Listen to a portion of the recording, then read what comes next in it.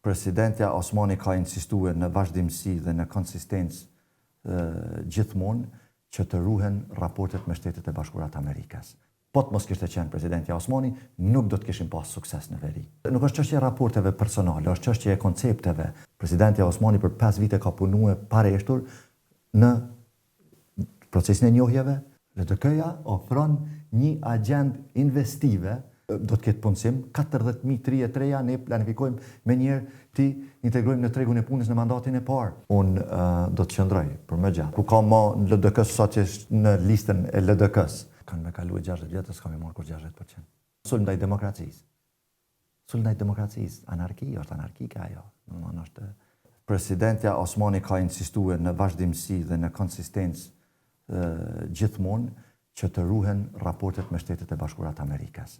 Dhe ajo ka qenë garantja kryesore atyre raporteve, dhe ajo jo vetëm që i ka mirë mbajt, e i ka ushqyer, po i ka mri në nivelin më të mirë që si kemi pa asnjëherë.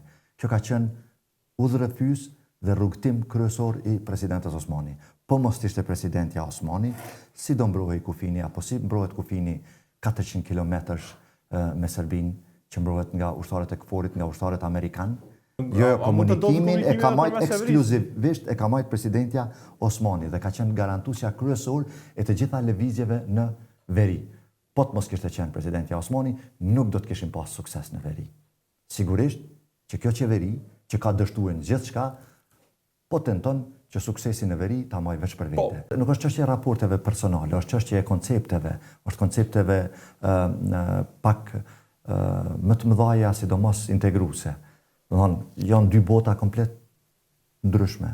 Presidentja Osmani për 5 vite ka punuar pareshtur në procesin e njohjeve, në procesin e themelimit të raporteve të shëndosha ndërkombëtare, në procesin e antarësimit Kosovës në organizata ndërkombëtare dhe ruajtjes së miqësive, ndërtimit të besimit në raporte ndërkombëtare. Nuk ka shku këto si koordinim, qeveri, president?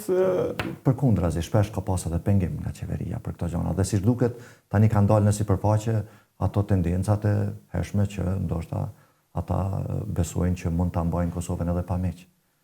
Kjo është problemi dhe ne e shohim si problem serioz këtë.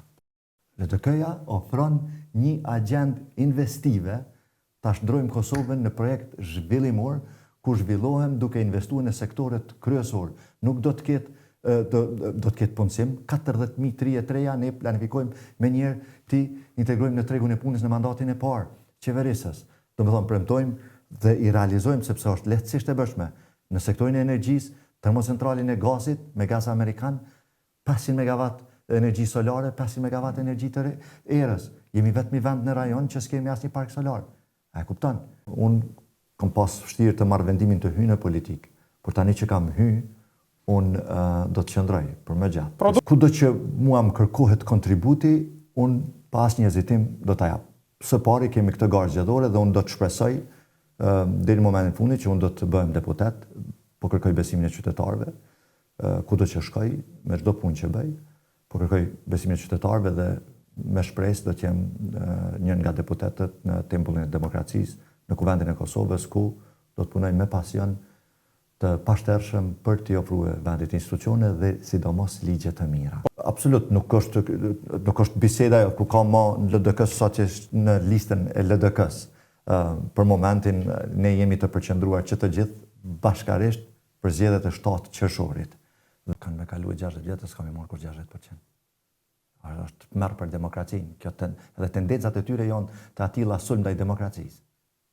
Sulm ndaj demokracisë. Anarki, është anarkike ajo. Dhe që është pa realizueshme, është utopike. Për të rënja televizios vendosin e këto zgjedhje? Absolut, kanë rënë tashmë.